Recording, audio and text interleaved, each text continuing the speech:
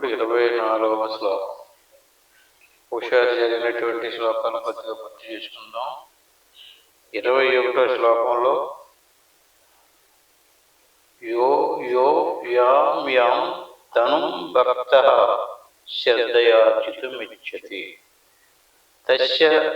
తస్యాచలాం శ్రద్ధాం తామేవ విదదామ్యహం.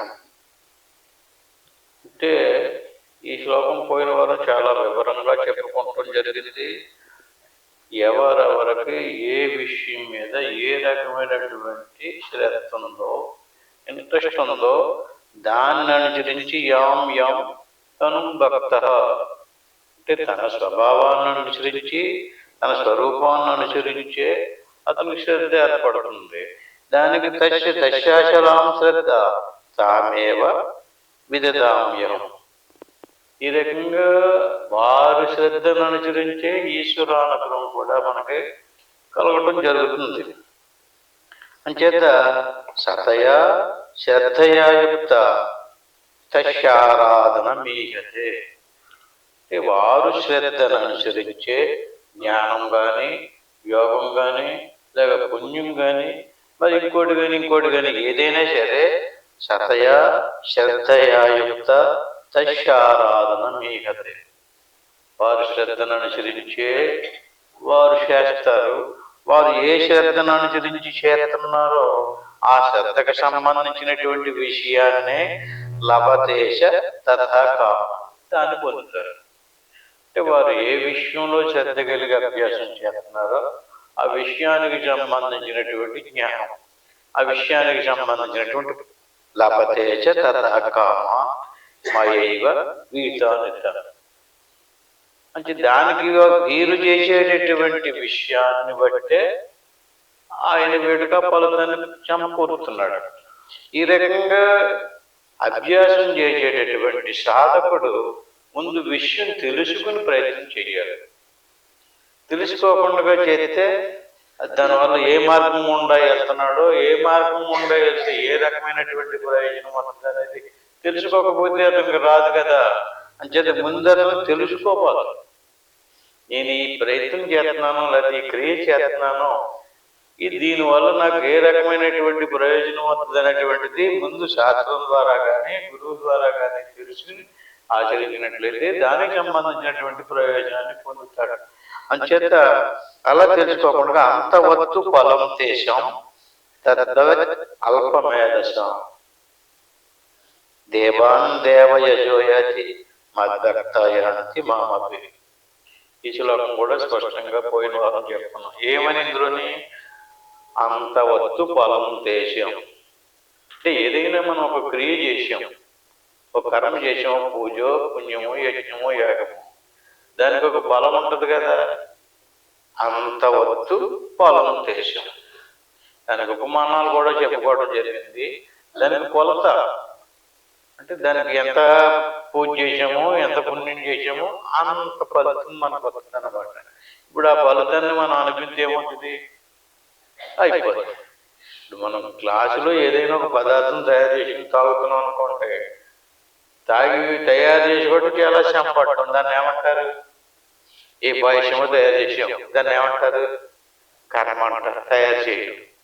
తయారు చేసినటువంటి దాన్ని గ్లాసులో పోసింది తాగుతున్నాం, దాన్ని ఏమంటారు? అనుభవించటం. ముందు ఏం చేసాం? కర్మ చేసాం. ఆ తర్వాత ఏం చేసాం? అనుభవించడం. అనుభవించేటప్పుడు ఏమవుతుంది? అంతవత్తు అయిపోతుంది కదా.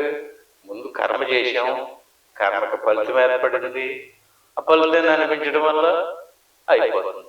ఆ తర్వాత మళ్ళీ కావాలంటేనా మళ్ళీ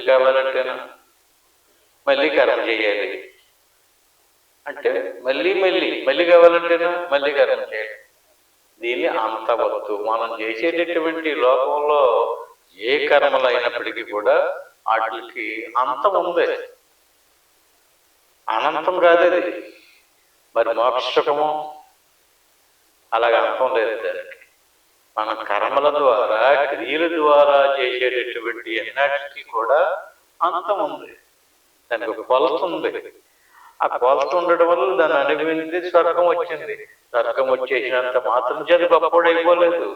స్వర్గంలో కొంతకాలం ఉండేటప్పటిగా పుణ్యం జరిగిపోతే మళ్ళీ కిందకి గట్టెడతారు. ఏదైనా సరే అదంతా కూడా అంతవచ్చు ఫలం దేశం.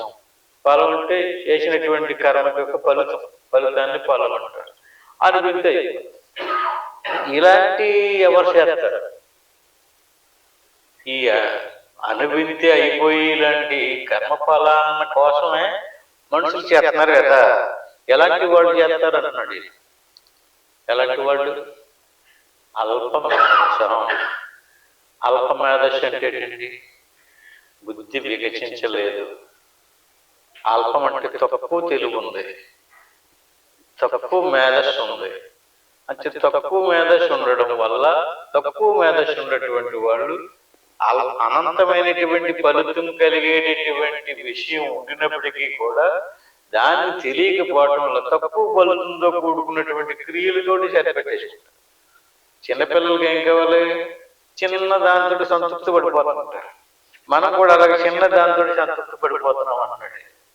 ఎందుకంటే 84 లక్షల రకాల జీవరాశిలో మనిషి జన్మ గొప్పదన్నారు. మనిషి జన్మకు వచ్చినటువంటి వాడు ఏం చేయాలి? మోక్షం పొందాలి. మోక్షం పొందడానికి సంబంధించిన అవకాశం వచ్చినటువంటి జన్మ కలిగి ఉండి మళ్ళీ కొలతతో కూడుకున్నటువంటి కర్మలు చేయడం వల్లే వచ్చింది శరీరం. ఆ ఫలాన్ని అనుభవిస్తాం. అప్పుడు మనకు ఒక భర్త, లేక ఒక భార్య, సంసారము, పిల్లలు, ఇదంతా ఎలా వచ్చింది? పూర్వజన్మలో చేసిన కర్మఫలాలు అనుభవించడానికి కదా వచ్చినాయి. ఇప్పుడు కూడా అంతే. అంటే కొలతతో కూడుకున్నటువంటి కర్మలు చేసి ఆ కొలతతో కూడుకున్నటువంటి ఆ ఫలాన్ని అనుభవిస్తూ మళ్ళీ ఆ కర్మలే చేస్తున్నాం. మళ్ళీ అలాంటిది రేపు పొద్దున్న మళ్ళీ ఇంకో జన్మ. అందుకని అంతవత్తు ఫలం దేశం తద్వత్ అల్పమేధసం. తెలివి తక్కువ వాళ్ళే చేస్తారు ఎలాంటిది. మీరు ఎలా జరుగుతుందండి? ఎలా జరుగుతుందంటే సరైనటువంటి జ్ఞానుల్ని మనం అనుసరించాలి. సరైనటువంటి గురువులని దగ్గరికి వెళ్ళి తెలుసుకోవాలి ఏం చెయ్యాలని చెప్పి. అంటే ఈ రకంగా చేసేటటువంటి వాళ్ళు దేవాన్ దేవయజోయాంతి మద్భక్తయాంతి మామతి. అంటే 2 దేవుళ్ళు చూపించాడు. నన్ను, ఇంకొకరిని దేవాన్ దేవయజోయాంతి, దేవతలని ఆరాధించేటటువంటి వాడు దేవతలను పొందుతారు. దేవయజోయాంతి. నన్ను ఆరాధించినటువంటి వాడు నన్ను పొందుతారు. ఇక్కడ నన్ను అన్నాకాడ ఏదండి? నేను నన్ను ఇందాక పొద్దున చెప్పండి. నేనైనా తన్ను మనుజుడు మేనని వీక్షించుగాన. ఇప్పుడు ప్రతి మన అందరిలోనే నేనుంది. దానినే నేను అంటాం. ఎవరిని? మద్భక్తయాంతి మాంనపి. ఇప్పుడు ఏదైనా బాబు ఈ వస్తువు ఎవరిదండి? నాది అంటాం. ఎవరతను? నేనంటేనో నేనన్నా ఓడు వేరు, నాదన్నది వేరు. 2 వచ్చినాయి కదా అక్కడ. ఈ ఆవు ఎవరిదండి? మాదండి. ఈ వస్తువు ఎవరిదండి? ఈ కుర్చీ ఎవరిదండి? నాదండి అంటున్నాం కదా. ఇలా మనకు అనేకమైనటువంటి వస్తువులు ఉన్నాయి. ఆయా వస్తువుల్ని నాయి అంటున్నాం. నాయి అనేటువంటి వస్తువులు బహువచనం. ఎన్ని ఉంటాయి నాయి? ఎన్ని? నేను ప్రతి ఒక్కడిలోనే నేను అది ఏకవచనం. ఆ నేనుకి సంబంధించిందంతా నాది బహువచనం. నేను ఈ నేననేది ఉంది కదా. ఈ నేను అందరిలోనే ఉన్నాడట. అందరిలోనే ఉన్నటువంటి ఆ నేనే అంటే నన్ను ఆరాధించాలంటే ఇప్పుడు ఎవరిని ఆరాధించాలి? మద్భక్తయాంతి మామపి. ఎవరికి భక్తుడు అవ్వాలంటే ఇక్కడ ఒక విషయం ఏంటంటే అండి, తన మీద తనకి ప్రేమ లేనటువంటి వ్యక్తి విశ్వంలో ఎవరు ఉన్నాడు? ఇతరుల మీద, ఇతర వస్తువుల మీద కూడా ప్రేమ ఉంటుంది. భార్య మీద, భర్త మీద, పిల్లల మీద, డబ్బు మీద, బంగారం మీద కూడా ప్రేమ ఉంటుంది. అన్నిటికంటే ప్రేమ ఎవరి మీద ఉంటుంది? తన మీదే ఉంటుంది. తనకి అనుకూలంగా, తనకు ఉపయోగకరంగా ఉంటుందనే మిగతా వస్తువులను ప్రేమిస్తాడు. కానీ మిగతా వస్తువులతో ప్రేమతో పని లేదు అతనికి. ముందు తనతోటే తనకు ప్రేమ, తనంటేనే తనకు ఇష్టం. కానీ ఇక్కడే పొరపాటు అయింది. ఏమైంది? తనంటే తన ఇష్టమే కానీ తనెవరో తెలియదు. అప్పుడు ఏది నాదో దానినే నేను అనుకున్నాడు. అంటే ఏది నేనో దానికి తెలియక దేని నాదనుకున్నాడు? ఈ శరీరాదుల్ని నాదనుకున్నాడు. దీన్ని ఏమంటారు? అధ్యాస అంటారు. అంటే ఒక వస్తువునందు ఇంకొక వస్తువుని కల్పన చేసుకోవడం అధ్యాస, లేక భ్రాంతి. దీన్ని అజ్ఞానము లేక అవిద్య అంటారు. అంటే మనం ఎవరండి మీరు అనగానే ఏది నాదో దానిని నేనంటున్నాం. శరీరం ఎవరిదండి? ఈ శరీరం ఎవరిదే? నాది. శరీరంలో ప్రాణం నాదే, మరి ఇంద్రియాలు అవి కూడా నాదే. దాన్ని నేనంటున్నాం. నాది వేరు, నేను వేరు. శరీరము, ప్రాణము, ఇంద్రియాలు ఇవన్నీ కూడా ప్రకృతికి సంబంధించి. ఇక్కడ విశ్వం రెండు వస్తువులు కలయిక. ఒకటి ఆత్మ, ఒకటి అనాత్మ. తెలియబడేటటువంటి వస్తువుని అనాత్మ అంటారు. తెలియబడేదాన్ని తెలుసుకునేటటువంటి వస్తువుగా ఆత్మ పేరు. అంటే మనలో రెండు ఉన్నాయి.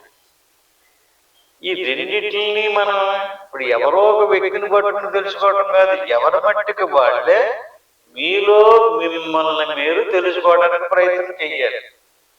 ఇప్పుడు మనం ఎవరమో మన లోపల ఉన్నటువంటి ఈ నిజమేంటో తెలుసుకోవడానికి చేసే ప్రయత్నం, మనల్ని వదిలేసి మన ఎదురుగుండగా ఉన్నటువంటి వ్యక్తులు ఆత్మ ఏదో తెలుసుకోవడానికి ప్రయత్నం చేస్తున్నాం. ఆలోచించండి. బయటికి వెళ్ళి బహిర్ముఖంగా బాహ్య వస్తువులు తీసుకుని ఆ బాహ్య వస్తువులు ఉన్నటువంటి ఆత్మస్వరూపం ఏదో తెలియదు. ఆత్మస్వరూపాన్ని కప్పించింది కదా, ఆ కప్పించిన దాన్ని అంతటిని తొలగితే ఆత్మస్వరూపం దర్శనం అవుతుంది. బయట అవుతుంది. అలాగా దాన్ని అనవస్థా దోషం అంటారు. అలాగే వెళ్ళకూడదు. ఎలాగెళ్ళాలి? తన స్వరూపాన్ని పట్టుకోవాలి. ప్రశాంతంగా కూర్చుని ఇందులో నేను అనేది ఏది, ఆత్మ అనేది ఏది అనేది మనకగా మనమే పరిశీలన చేయాలి. ఇది ఒక వస్తువు తయారైంది. దీనికి స్థాళీపులా న్యాయం అని ఒక న్యాయం చెప్పారు. అదేంటంటే అన్నం ఉడికిందో లేదో తెలుసుకోవడానికి ఒక అన్నం మెతుకుని తీసుకుని పరిశీలిస్తారు. మొత్తం అన్నం అంతా ఒక్కొక్క మెతుకుని తీసి పరీక్షించారు. అలా చెప్తున్నా పరీక్ష పనికిరాదు. ఒక మెతుకు తీసుకుని ఉడికిందో లేదో చెప్పచ్చు. అట్టి మీదకి ఎవరిని పరిశీలించాలి? ఎవరిని పరిశోధించాలి? ఎవరి మట్టికి వాళ్ళే తనకు తానుగా పరిశోధన చేయాలి. దీన్నే సాధన. సాధన అంటే ఎవరి గురించో తెలుసుకోవడం గురించి కాదు సాధన. ఎక్కడో ఉన్నవాడు గురించి కాదు. ఆ ఎక్కడో ఉన్నవాడు మీలోనే ఉన్నాడు, మీరయ్యే ఉన్నారు. ఆ ఎలా ఉన్నారో తెలియాలంటే ఏం చేయాలి? మీరు పరిశోధన చెయ్యాలి. ఆ పరిశోధనకే సాధన అంటున్నాం. సాధన అంటే ఇప్పుడు చెప్పండి. ఒక్క పట్టాన్ని అవుతలేదు కనుక మళ్ళీ పరీక్ష చేయాలి, పరిశోధించాలి. దాన్నే ఇక్కడ ఏమని చెప్పిన చర్చ చూడండి. 24వ శ్లోకం. అవ్యక్తం వ్యక్తి ఆపన్నం మన్యంతే మాం అబద్ధయ. ఇందాకేమో అల్ప బుద్ధిమంతులు అన్నాడు, ఇక్కడ బుద్ధి లేనివాళ్ళు అన్నాడు. మళ్ళీ బుద్ధి అబద్ధయ, బుద్ధి లేనటువంటి వాడు. వ్యక్తము కనిపించడం. ఇప్పుడు అందరూ కనిపిస్తున్నామా? దాన్ని వ్యక్తం అంటారు. కన్ను, కాలు, ముక్కు ఇవన్నీ ఆకారం ఎలా ఉందో స్త్రీయో పురుషుడు కనపడుతున్నారా? దాన్ని ఏమంటారు? వ్యక్తము అంటారు. ఏ కనపడుతున్నాయో విషయంలో అవన్నీ కూడా వ్యక్తమే. ఈ అన్నాటిల్లోని వ్యక్తం కాని ఇంకోటి ఉంటుంది. అన్నాటిల్లోనే దానికి అవ్యక్తం అని పేరు. అవ్యక్తం వ్యక్తి మాపనం. ఇందాక ముందే చెప్తున్నాం మనం. అంటే ఈ కనిపించేటటువంటి వ్యక్తమయ్యేటటువంటి వస్తువులో వ్యక్తం కానిటువంటి వస్తువు ఆత్మ. దాన్ని ఇతనికి వ్యక్తం కాక, దాని గురించి ఇతనికి తెలియక వ్యక్తమయ్యేటటువంటి వస్తువునే మనం అనేసుకున్నాం. అర్థం మాట. దేవుడి విషయంలో కూడా అలాగే పొరపాటు పడిపోయాం. వ్యక్తం కాకపోవటం వల్ల మనం ఎలాగైతే వ్యక్తం కానిటువంటి ఆత్మని వదిలేసి వ్యక్తమైనటువంటి అనాత్మ వస్తువునే నేనని భ్రాంతి చెందేమో, అట్టి మాదిరిగా దేవుడి విషయంలో కూడా వ్యక్తం కానటువంటి దేవుడు అర్థం కాలేదు కనుక, వ్యక్తం కాలేదు కనుక, అది చైతన్యం కనుక దీన్ని పట్టుకుని మనం ఎలాగైతే దీన్ని అనుకున్నామో దేవుడు కూడా అలాగే నేర్చుకున్నాం. అవ్యక్తం వ్యక్తి మాపన్నం మన్యంతే మాం అబద్ధయ. వీళ్ళకి బుద్ధి లేదు. పరంభావం అజానంతో అది ఇంకా వివరంగా చెప్తున్నాడు. ఏది? ఈ వ్యక్తం కానిటువంటి అందరిలోని నేను నేను అనేటువంటి ఏ వస్తువు అయితే ఉందో, ఏ వ్యక్తి అయితే ఉన్నాడో అతను ఎలాంటి వాడంటే పరంభావం. ఇహము పరము రెండు వ్యవస్థలు. ఇహం అంటే యువతల పక్కద, పరం అంటే లోపల పక్క. పరం భావం. భావం అంటే ఏంటండి? ఉనికి. భావం అంటే ప్రతి ఒక్కడిని నువ్వు ఉన్నావని అడిగారు అనుకోండి, ఉన్నానంటాడు కదండి. ఆ ఉన్నానన్నది దేన్ని చూపించి అంటున్నాడు? శరీరాన్ని చూపిస్తున్నాడు. పరంభావం ఉన్నదేది? పరం. దాన్ని చెప్తూ లేదతను, పోయేదని చెప్తున్నాడు. ఇది కొంతకాలం కింద వచ్చింది, కొంతకాలం పోయిన తర్వాత పోతుంది. కొన్ని మధ్యలో ఉన్నది ఉన్నట్టుగా ఉంటుందా అంటే నిరంతరము పరిణామం చెందుతుంది. అంటే వచ్చి పరిణామం చెంది పోయేటటువంటి పదార్థం ఏకం, యువతల పదార్థం. ఈ యువతల పక్కన ఉన్నటువంటి పదార్థానికి అంతటికి మార్పు చెందకుండగా, కదలకుండగా లోపల ఉన్నటువంటిది పరం. అది భావన. ఏ భావన? పరం భావన. ఇప్పుడు మనకి ఏకం భావనలో ఉన్నాం. భావన అంటే ఏంటండి? భావన. వాడి భావన బాగోలేదు. భావన అంటే ఏమి లేదు, తెలివి. భావన అంటే జ్ఞానం. మన జ్ఞానం ఎలా ఉంది? ఇదే నేననే భావంలో పర్మనెంట్ అయిపోయింది. ఇది కాదు పరం భావం. ఇప్పుడు మన భావం మారాలి. ఎలా మారాలి? ఇహంలో ఉన్నటువంటి వస్తువు కాదు, పరంలో ఉన్నటువంటి వస్తువు నేను అనేటువంటి భావన మారాలి. అది ఎలాంటిది? ఆ పరంభావం అన్నాడు కదండి. అజానంతో. అజుడు అంటే పుట్టుకులైనటువంటి, జుడు అంటే పుట్టేవాడు, ఆ అంటే పుట్టడు. పుట్టింది ఏది? ఈ కనిపించేటటువంటి వస్తువు పుట్టింది. ఈ కనిపించే వస్తువు లోపల కనిపించకుండా ఉన్నటువంటి పరంలో ఉన్నటువంటి వాడు ఎవరైతే ఉన్నాడో వాడు అజుడు. ఇప్పుడు రేపు పొద్దున మరణించేమనుకోండి, వాడు సావలేదు. ఎవరికి? ఈ నేనన్నా వాడు, ఈ పరంలో ఉన్నటువంటి వాడు సావలేదు, వాడు మరణించడు. ఆడికి జన్మ కూడా రాదు. జన్మించిందేది? శరీరం. పోయిందేది? మరణించింది శరీరం. కానీ మరణించిన దాన్ని, జన్మించిన దాన్ని తన మీద వేసుకుని ఇది పుడితే నేను పుట్టాను అన్నాడు, ఇది పోతే నేను పోయాను అన్నాడు. దీనికి బాగోలేదనుకోండి, నాకు బాగోలేదు అన్నాడు. దేనికి బాగోలేదు? కలిసిపోయి దీంట్లో మమేకమైపోయి దీంతో తాదాత్మ్యం చెందేసి దీనికి సంబంధించిన లక్షణాలన్నీ తన మీద ఆరోపించేసుకున్నాడు. ఆరోపించేసుకుని ఇతను అజుడు. ఇంకోటి ఏంటండి? అనంతో. అనంతం అంటే ఏంటండి?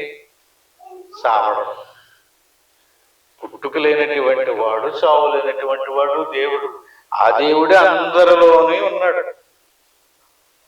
అందరిలోని ఉన్నటువంటి పుట్టుక సాగు లేనటువంటి పరం అవ్యక్తం అటువంటి వస్తువు ఏదైతుందో ఆ వస్తువుకి ఒక ఆకారాన్ని కల్పన చేసేది.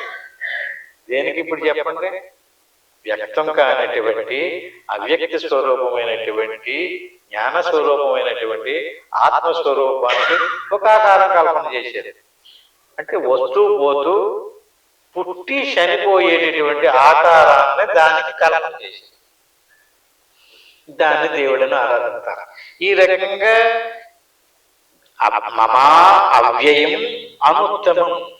ఆ స్వరూపం ఎలాంటిది?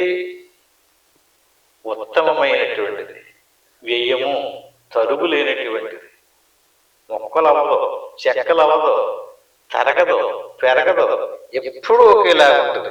అంటే అటువంటి స్వరూపాన్ని తెలియకపోవటం వల్ల ఈ వచ్చు పోతూ ఉన్నటువంటి ఆవహించినటువంటి ప్రకృతి స్వరూపాన్నే తీసుకుని ఇదే నేననుకుని మనం భ్రాంతి చెందాము. దీనికి అజ్ఞానము అని పేరు. ఈ అజ్ఞానం ఉన్నటువంటి వాళ్ళందరూ కూడా వివేకం లేదెత్తను, అవివేకంలో ఉన్నాడు. మరి ఈ అవివేకంలో ఉన్నటువంటి వాడు ఎవరిని ఆరాధిస్తాడు? ఏ వ్యక్తిని ఆరాధిస్తాడు? ఏ వస్తువుని ఆరాధిస్తాడు? ప్రకృతితో తయారైనటువంటి వస్తువు పోతూ పరిణామం చెందేటటువంటి దృశ్య వస్తువునే దేవుడిగా ఆరాధన చేస్తున్నాడు. అలాగ ఆరాధన చేయడం వల్ల ఆరాధింపబడేటటువంటి ఆ వస్తువు ఎలాంటిది? కొలతతో కూడుకున్నటువంటి వస్తువు కొలతలేని అపరిమితమైనటువంటి మోక్షాన్ని ఎలాగెత్తుంది? ఇవ్వలేదు కదా.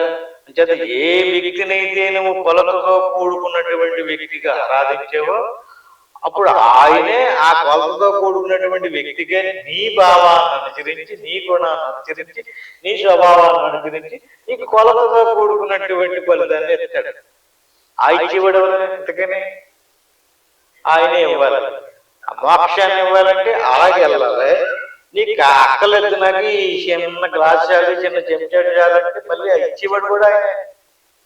ఎందుకంటే ఏ అవ్యక్తమైనటువంటి స్వరూపం నీలో ఉందో అది నీలోనే కాదు, విశ్వం అంతటిలోనే ఉంది. ఇప్పుడు ఉదాహరణకి భూమి ఉందండి. భూమి ఎలా తయారైంది? జలం నుంచి. అంటే జలం కారణం, భూమి కార్యం.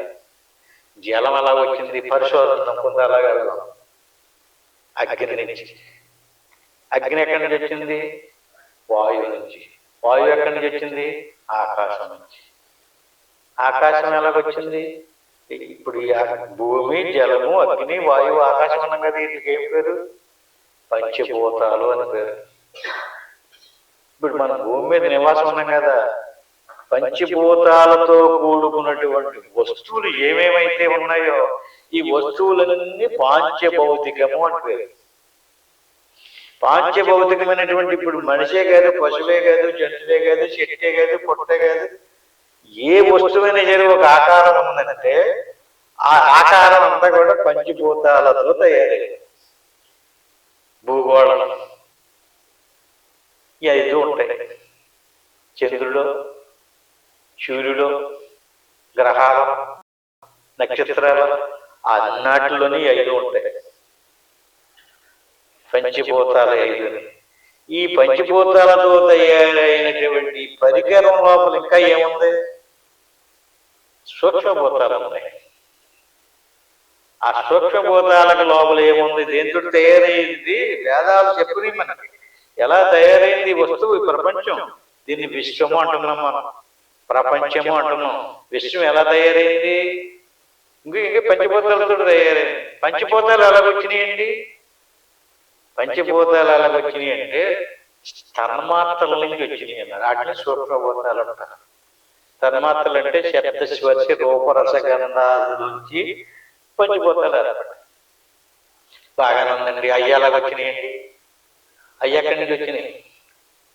అహంకార తత్వాన్ని నుంచి. ఈ తన్మాత్రలు ఏర్పడడానికి మూల కారణం అహంకార తత్వం.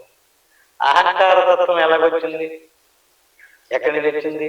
అహంకార తత్వానికి మూల కారణం మహత్తత్వం.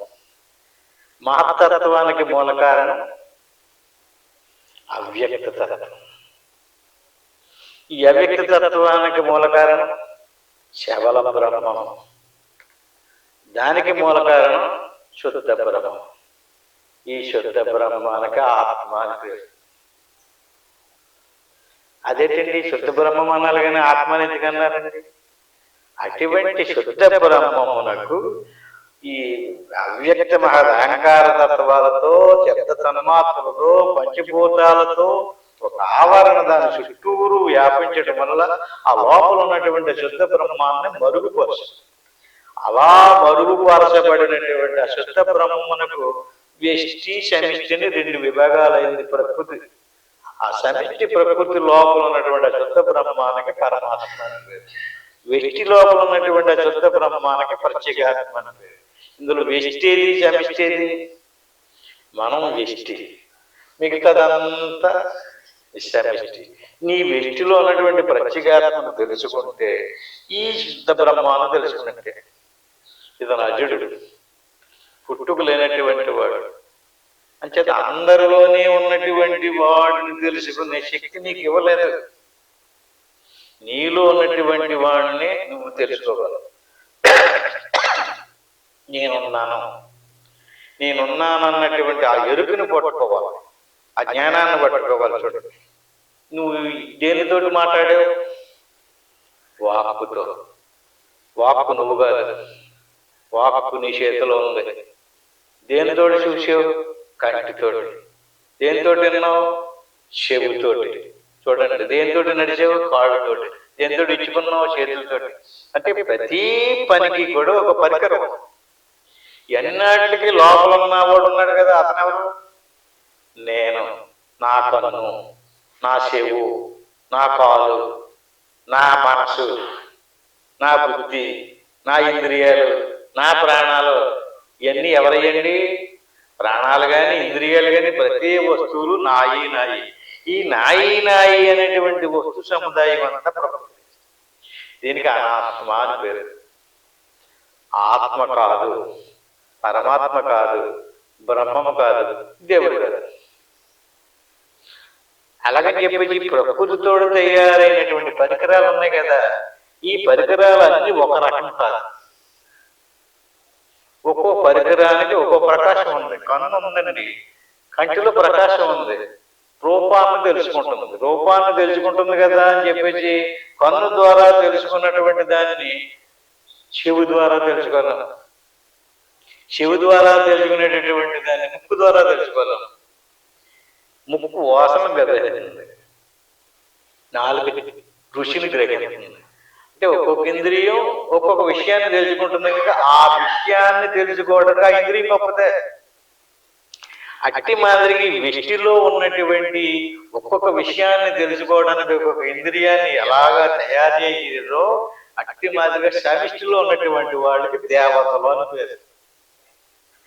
ఇప్పుడు దేవతలు అంటే ఎవరు? అంతకని మన శరీరంలో శబ్దాన్ని గ్రహించాలనుకోండి, ఎవరు కావాలి మనకి? రూపాన్ని గ్రహించాలనుకోండి, ఎవరు కావాలి? కన్ను ఉండాలి. కన్ను లేనాడు వచ్చిన వ్యక్తి ఎవరో చెప్పలేడు, కన్ను ఉండాలి. ఇప్పుడు కంటి ద్వారా వచ్చినటువంటి ఒక వ్యక్తిని చెప్పగలుగుతున్నాం కదండి. ఇక్కడ ఒకసారి ఆ వచ్చినటువంటి వ్యక్తి ఒక వస్తువు. ఆ వ్యక్తిని ప్రకాశింపజేసేటటువంటి ఎలుగో అది ఎక్కడి నుంచి వచ్చింది? సూర్యుడి నుంచి వచ్చింది. సూర్యుడు ఈశ్వరుడు కన్ను. ఇక్కడ ఈ వ్యక్తిని తెలుసుకోవడం కోసం మీ చేతిలో పన్ను ఇచ్చాడు, ఆయన చేతిలో పన్ను పెట్టాడు. సమిష్టిలో పన్ను ఈశ్వరుడు, వెష్టిలో కన్ను మన కన్ను. ఇప్పుడు సమిష్టిలో కన్ను ఉంది, వెష్టిలో కన్ను లేదు. అవి వచ్చిన వ్యక్తిని చెప్పలేదు. వెష్టిలో కన్ను ఉంది, సమిష్టిలో కన్ను లేదు, వచ్చిన వ్యక్తి చెప్పలేదు. వెష్టిలో కన్ను ఉంది, సమిష్టిలో కన్ను ఉంది, ఒక వ్యక్తి లేడు. ఎలా అర్థం కొంచెం కనిపించి అవుతున్నారా అంటే అప్పుడు ఏమైంది? వ్యక్తి ఉన్నాడు, అంటే వస్తువు ఉంది. వస్తువును కనిపెట్టడానికి ఎవరు కావాలి? ఈశ్వరుడు కన్ను ఉండాలి, జీవుడు కన్ను ఉండాలి. అంతేగాని నువ్వు ఒక్కడు ఉండడం వల్ల అయిపోలేదు, ఈశ్వరుడు అయిపోలేదు. కానీ ఈ జీవునిలోను ఈశ్వరుడులోను ఏదుండి ఆ కంటికి ఆ ప్రకాశాన్ని ఇచ్చింది?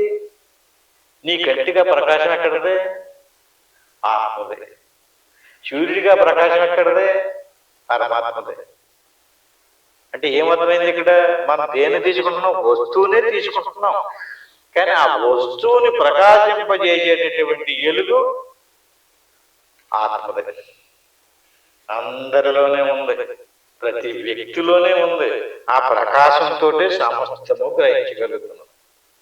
అంచేత నాహం ప్రకాశ సర్వస్య యోగమాయ సమావర్త.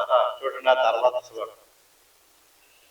అంటే సమస్త వస్తువును ప్రకాశింపజేసేటటువంటి ఎలుగు ఎవరదే? లోపల దాన్ని, లోపల ఉన్నటువంటి దాని ప్రకాశంతో సమస్త వస్తువులు ప్రకాశించబడతాయి.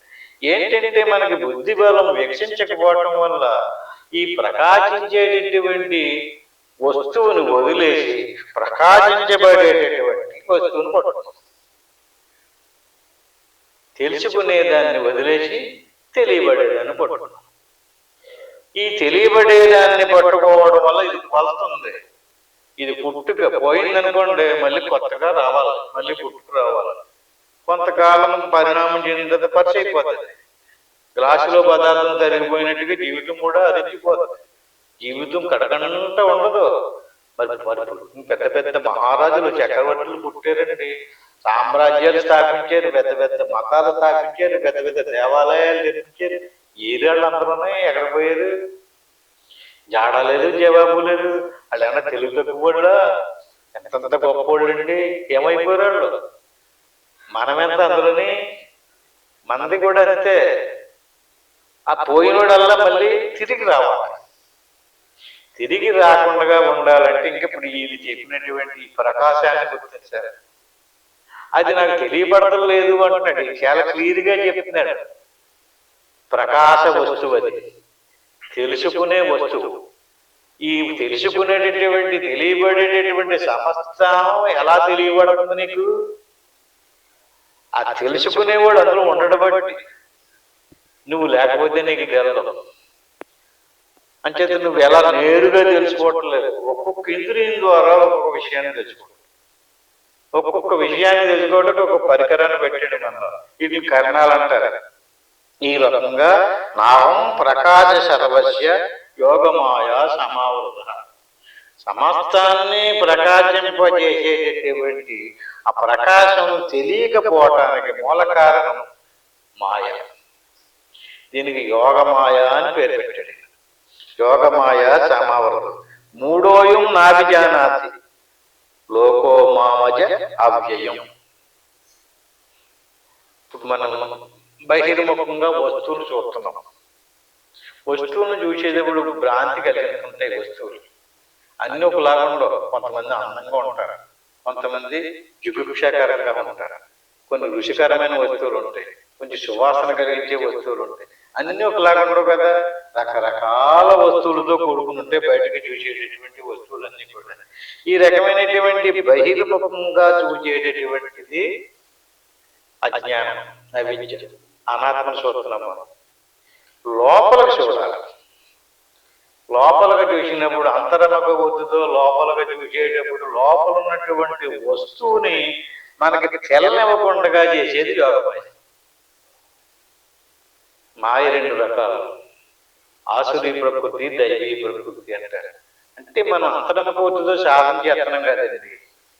మరి సాధన చేసేటప్పుడు ప్రతి ఒక్కడికి ఆ సాధన సాక్షాత్కారం అనుభవం ఎందుకు రావడం లేదు? అలా రాకపోవడానికి కారణం యోగమాయ అంటున్నాడే. అంటే నీకు ఇంకా అర్హత లేదు. ఆయన పర్మిషన్, ఆయన అనుసరించే యోగమాయ పనిచేస్తాడు. యోగమాయ అంటే ఎవరు ఇప్పుడు చెప్పండి? ఉపదేశం పొందిన తక్షణ ప్రతి ఒక్కరూ ఆత్మసాక్షాత్కారం పొందేయాలి కదా. ఎందుకు పొందడం లేదు? ఎవరు రానక్కర్లేదు, లోపలికి ఎవరు వెళ్ళక్కర్లేదు. ఆవిడ పేరెవరు? నాహం ప్రకాశ సర్వస్య. అంతటనే ప్రకాశింపజేసేటటువంటి ఆత్మ, అంతటనే ప్రకాశింపజేసేటటువంటి ఆ చైతన్య స్వరూపాన్ని యోగమాయ ఆవహించుకున్నది. ఆ యోగమాయని తొలగితే తప్ప నీ స్వరూపం నీకు వస్తుంటారు. ప్రయత్నం చేస్తున్నావు. ప్రయత్నం చేసేటప్పుడు ఏం జరుగుతుందో ఒకసారి పరిశీలించిన ప్రయత్నం అన్నం మెతుకుని పరీక్షించినట్టుగా నిన్ను కదా పరీక్షించమన్నాం. కూర్చున్నాం అంటే సాధనలో కూర్చున్నావు అంటే పరీక్ష, అది పరిశోధనే. పరిశోధిస్తున్నావా? అలా కూర్చున్నప్పుడు నువ్వు చిన్నప్పుడు కానీ ఏమేం చేసేవో, ఏమేం చూసేవో అన్ని మనసు తెచ్చిపడాలి. ఎందులోకి వెళ్ళావు? నీ స్వరూపంలోకి వెళ్ళనివ్వకుండా అడ్డగిలించి బయట విషయాలలోకి నిన్ను తోచేసేదేది, గెంటేసేదేది.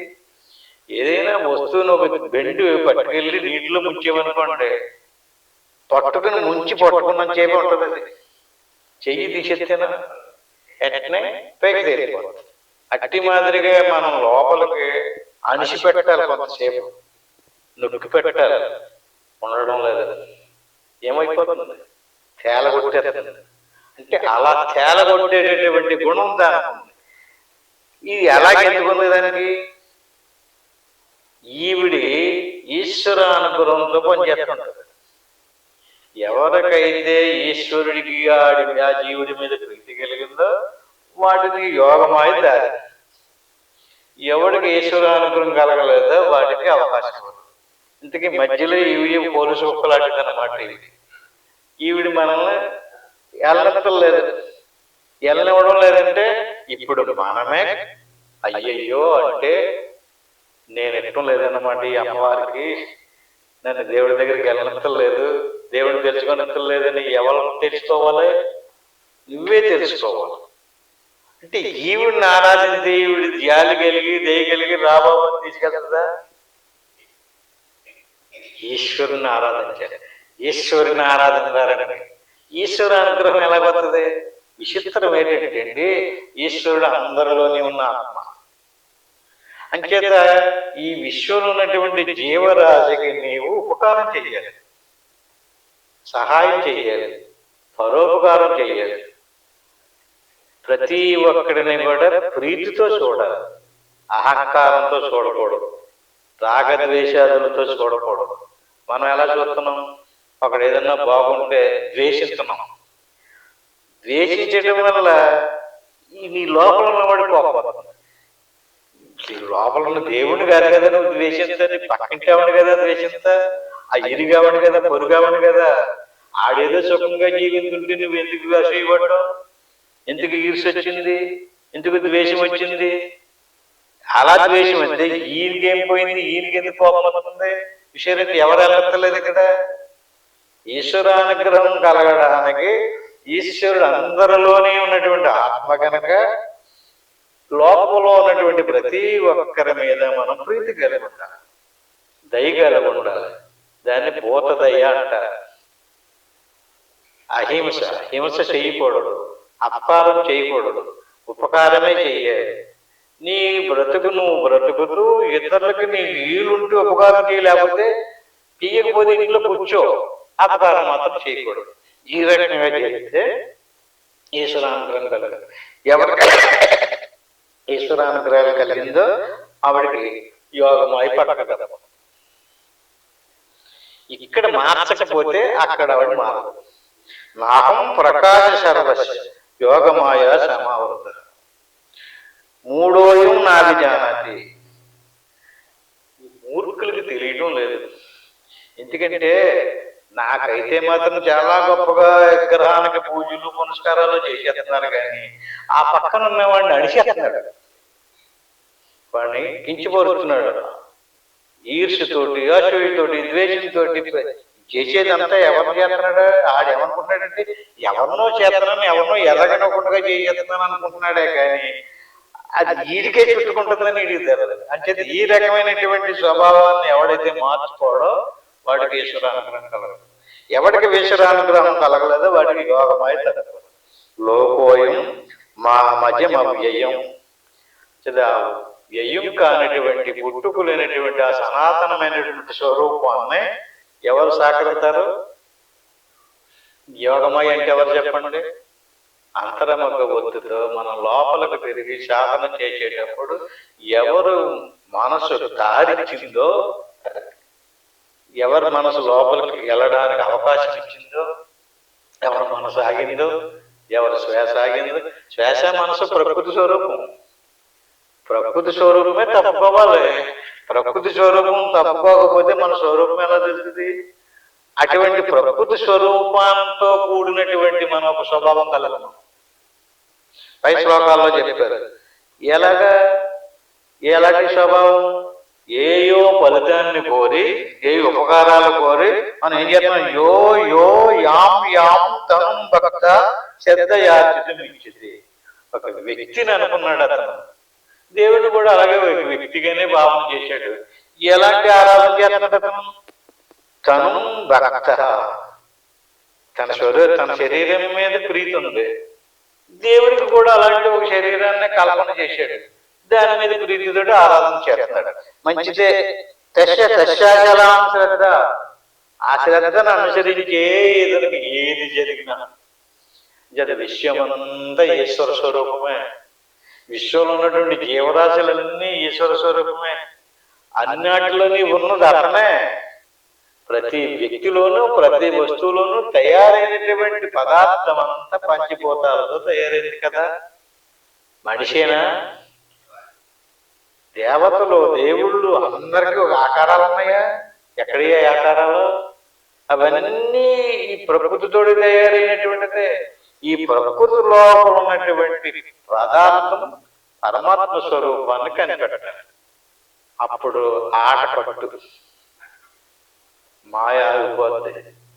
దేన్ని కనిపెట్టాలి? మనలోనే ఉన్నటువంటి పుట్టుకలేనటువంటి లోకోమామజ అజుడు అంటే పుట్టుకలేనటువంటి వాడు. లోకంలో లోకానికి అంతటికి కూడా అజుడు, అవ్యయుడు. అవ్యయం తరగదు, నశించదు. అవ్యయం అంటే చావు. చావు లేదు, పుట్టుక లేదు. ఈ రకంగా మనలోనటువంటి ఆ స్థితిని మనం కనుక్కున్నాం అనుకోండి, కర్మ నశించి, కర్మ ఏంటండి అసలు? యువతల పక్క నుండి ఈ భావంతో ఉన్నంత సేపే కర్మ. ఈ వ్యక్తిని నేను అనుకున్నంత సేపే నీకు బంధం. ఇవి వ్యక్తివి కాదు కదా, అసలు ఈ వ్యక్తివే కాదు. నువ్వు పరిశోధించు. దీనికి అంతటికీ ప్రతి దాంట్లోనే ఏముంది? బ్రహ్మమే ఉంది. విశ్వమంతా దేవుడే. విశ్వం అంతటిలోని దేవుడి నుంచే విశ్వం తయారైంది. ఆ దేవుడి గురించి మనకు తెలియక తయారైనటువంటి వస్తువునే దేవుడు అనుకున్నాం. ప్రతి వ్యక్తిలోనూ మనలోనే ఉన్నటువంటి దాన్ని ఈ రకంగా మనం గుర్తించినట్లయితే అప్పుడు మనకి జనన మరణాలు ఆగిపోయి సచ్చిదానంద స్వరూపమైనటువంటి మోక్షాన్ని పొందుతాం. మోక్షం పొందితే అప్పుడు మళ్ళీ ఏమి లేదు. ఇంకా మోక్షం పొందాలంటే ఏంటి? మన భావన మారాలి. మీరేమి చెయ్యక్కర్లేదు, భావన మారిపోవాలి. నేను, నాది, నాది నేను కాదు. నాదనే వస్తువు వేరు, నేననేటువంటి వస్తువు వేరు. తెలుసుకునేది తెలియబడి, ఈ తెలుసుకునేటటువంటి దాన్ని తెలుసుకోవాలి. తెలియబడేదాన్నే తెలుసుకున్నాం. తెలియబడేదానికంటే ఈ తెలుసుకునేటటువంటి నేననేటువంటి వ్యక్తిని మనం ఎప్పుడైతే తెలుసుకున్నామో అప్పుడు ముక్తిని పొందుతాం. ఈ రకంగా వేదాహం సమతేతాని వర్తమానాన్ని శార్చున భవిష్యాన్ని చెబోతాన్ని మాందు వేద నకచ్చన. ఎప్పుడైతే మనం ఇలా సత్యాన్ని తెలుసుకున్నామో అటువంటి వాడికి నేను భూత భవిష్యత్ వర్తమాన కాలములందు సకల ప్రాణులను ఎరుగుదు. ఆ లోపల ఉన్నటువంటి వాడు ఉన్నాడు కదా, వాడికి ఈ ఎంతమంది మనం ఎన్నిసార్లు వచ్చామో, ఎన్నిసార్లు వెళ్ళామో, ఎలాంటి ఆలోచనలు చేస్తున్నామో, ఎలాంటి పనులు చేస్తున్నామో అన్నీ ఆయనకి తెలుసు. కానీ ఒక్కడికి కూడా ఆయన గుర్తించదు.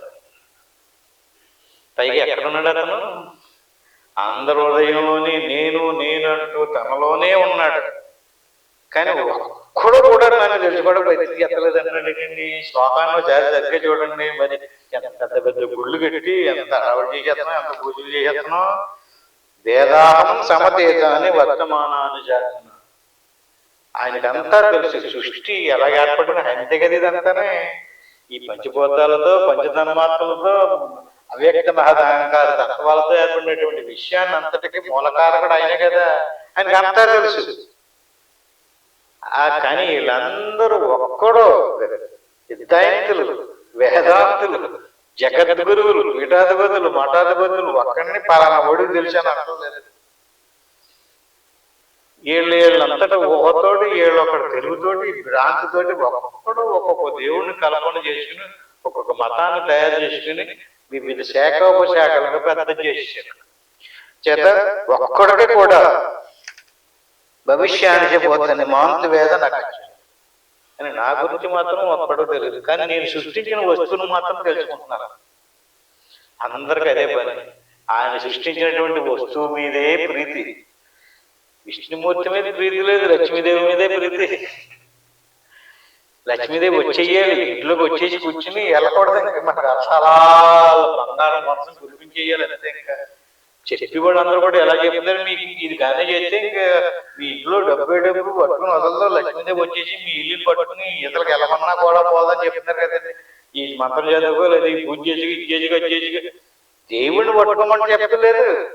నువ్వు లక్ష్మీదేవిని పట్టుకోకలేదు, విష్ణుమూర్తిని పట్టుకో. లక్ష్మీదేవి ఇల్లు వదలదు. ఇంతకీ నువ్వు లక్ష్మీదేవి ఎవరిని పట్టుకుని ఉంటుంది, విష్ణుమూర్తిని పట్టుకుని ఉంటుంది. మనం ఎవరిని పట్టుకోవాలనుకుంటున్నాం? విష్ణుమూర్తి ఎక్కడ ఉన్నాడండి? ఇంక ఈయనే ఎక్కడ? మొత్తం అంతటిలో ఉన్నవాడిని నేనే అంటున్నాడు. సమస్తానికి మూల కారణం నేనే. అందరిలో ఉన్నటువంటి అహమాత్మ కూడా కేశ, అందులో ఉన్నటువంటి ఆత్మస్వరూపాన్ని నేనే అంటున్నాడు. కానీ మనలో ఉన్నటువంటి ఆత్మస్వరూపాన్ని మనం వదిలేసి వస్తు సముదాయాన్ని పట్టుకున్నాం. వస్తువు ఎలాంటిదండి? యోగమాయ సమావర్త. ఆవిడికి అనేక గుణాలు, అనేక రూపాలు, అనేక శక్తులు. ఆయే కావాలి మనకు, ఆ వస్తువులే కావాలి. వస్తువుల మీద ప్రీతి ఉంది, ఆ స్వభావం ఉంది కదండి. ఇప్పుడు కదండి, ఎన్నో జన్మల నుంచి వస్తుంది. ఈ శరీరం పోయాక కూడా ఆ స్వభావం ఉంటే మళ్ళీ ఇంకో జన్మ తీసుకొచ్చి పెడతాం. ఇప్పుడు మనం ఏం మారేమో రేపు భవిష్యత్తుగా అదే కారణం. ఇప్పుడు మనం మారిపోవాలంటే ఏం చేస్తున్నారు తెలిసింది? వెంటనే టక్టక్మంట మామూలు బట్టలు తీసేసి ఇంకొక బట్టలు కట్టేస్తున్నారు. లేకపోతే బొట్లు పెట్టేస్తున్నారు, అడ్డు బొట్లు, నీళ్ళు బొట్లు, ఏదో దాంట్లో పోసలు. ఇదే మారమంటుంటా కాదు. ఈ మారడం కాదు, మన భావన, మన తెలివి మారాలి, మన జ్ఞానం మారాలి. వస్తువులు మార్చడం కాదు. మన తెలివి మారిపోయింది అనుకోండి, అంతా దేవుడే, అన్నిటిలోని దేవుడే. దేవుడే నిండున్నాడు. ప్రతి దాంట్లోని కూడా దేవుడు లేని వస్తువు ఉంటుంది. దేవుడు సర్వవ్యాపి. ఇదంతా ఒక దాంట్లో కలుపుకుంటా పోయామనుకోండి, దేవుడు మిగులుతాడు. ఇంతకు ముందు చెప్పుకున్నాం కదా, భూము రాపో అన్నలో వాయు కమ్మనో బుద్ధి రేవస అహంకారం ఇది ఏమే భిన్న ప్రకృతి రక్ష. ఎక్కడ దాకా తీసేయమని చెప్పమంటున్నాడు? తీసేయమంటలేదు, దాటమంటున్నాడు. ఈ లోపలికి రావాలంటే గుమ్మం దాట రావాలా? గుమ్మం దాటకపోతే లోపలికి రాలేం కదా. భూమి, జలము, అగ్ని, వాయువు, ఆకాశం, మనసు, బుద్ధి, అహంకారం. అహంకారాన్ని కూడా దాటిపోవాలి. అహంకారాన్ని దాటకపోతే ఇప్పుడు ఈ లోపల ఉన్నటువంటి వస్తువు మనకి దర్శనం అవ్వదు. ఈ రకంగా ప్రతి వ్యక్తి కూడా ఇచ్చ, ద్వేష, సముద్రేన, ద్వంద్వమోహేన భారత.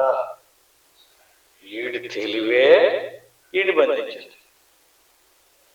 ఇప్పుడు దాకా జరిగినటువంటిది ఏంటంటే ఇతని భావనే ఇతను తీసుకొచ్చి పెడతాడు. ఎన్నిసార్లు పాపం ఆయనకి జాలేసి ఈసారైనా చేసేవారా బాబు అని చెప్పేసి మడిచాను నుంచి పంపిస్తుంటే, అబ్బెబ్బే నువ్వు ఎన్నిసార్లు పంపించినా సరే నాకు ఇలాగే అలవాటు అయిపోయిందని మన భావాన్ని, మన స్వభావాన్ని మార్చుకోవటం లేదు. ఎంతవరకు స్వభావాన్ని మార్చుకోవడం అంతవరకు ఎవ్వరూ మనల్ని కాపాడలేదు. మన చేతిలోనే ఉంది. మన స్వభావాన్ని మార్చుకుంటే ఈశ్వరుడు మనకు సపోర్ట్ చేస్తాడు. మన స్వభావం మారాలి, మన గుణం మారాలి. మన స్వభావం ఎంతవరకు మారలేదో అంతవరకు కూడా మనం మారాలి. ఈ రకంగా ఈ శ్లోకానికి వచ్చే వారు చెప్పుకుందాం, చుట్టూ ముగించుకుందాం. అది ఓం సత్సతు. ఆత్మబంధువులారా, మరి చాలా సూటిగా చెప్పుకున్నాం. ఇప్పుడు ఏం చేయాలి? పరిశోధన, సాధన కాదు, పరిశోధన. నేను ఆత్మ, అందరిలోనే ఉన్నటువంటి పరమాత్మ ఆత్మరూపంలో ఉందని తెలుసుకున్నాం కనుక ఆ ఆత్మ మనలో ఎలా ఉంది, ఎక్కడ ఉంది అనేది మనం కనిపెట్టాలి. చక్కగా ప్రశాంతంగా కూర్చుని గురురు బ్రహ్మ, గురురు విష్ణువు, గురురేవ మహేశ్వర, గురువు సాక్షాత్తు పరబ్రహ్మ, తస్మై శ్రీ గురువే నమః. దీన్ని గురుమంత్రం అంటారు. దీన్ని ఒకసారి అనుకోవాలి. ఓం నమ శివాయ దీన్ని పంచాక్షరి మంత్రం అంటారు. దీన్ని 3 సార్లు అనుకుని ఆ పైన ఏమి అనుకోకుండా అలా వస్తూ పోతూ ఉండేటువంటి శ్వాసని అలా గమనించు చూస్తూ ఉండాలి. మన హృదయం లోపల 2 శక్తులు పనిచేస్తున్నాయి. ఒకటి శ్వాస, ఇంకొకటి మనస్సు. ఈ 2 విడివిడిగా పనిచేస్తున్నాయి. విడివిడిగా పనిచేసేటటువంటి వాటిని మనం కలపాలి. శ్వాసని మనసుని 2 కలిపి పెట్టి గమనిస్తూ ఉండాలి. మన తెలుగుతోటి శ్వాస లోపలికి వెళ్తుంది, బయటకు వస్తుంది. ఏ ఆలోచన లేకుండా దాన్ని అలా గమనిస్తూ దాంతో కలిపి ఉంచాలి. అలాగే మీరు ఎంతసేపు ఉండగలిగితే అంతసేపు ప్రయత్నం చేయండి. అప్పుడు మీకు అనేకమైనటువంటి ప్రయోజనాలు కలుగుతాయి. అనేక ఆశ్చర్యకరమైనటువంటి సిద్ధులు మార్పులు కూడా కలుగుతాయి. వాటి కోసం ప్రయత్నించకూడదు. అలాగన్నీ దాటిపోయి లోపల ఉన్నటువంటి ఆత్మ చైతన్యం, దేవాది దేవుడు దర్శనం కావాలి. అంతవరకు ఇప్పుడు కూర్చోమని కాదు, ఇంటికి వెళ్ళిన తర్వాత ఎవరెవరికి ఎంత అవకాశం అంత ప్రయత్నం చేయండి. ఇప్పుడు మాత్రం నేను ఓంకారాన్ని చెప్పేదాకా కళ్ళు మూసుకుని ఏకాగ్రతగా అలా గమనిస్తూ ఉంటాను. ఓం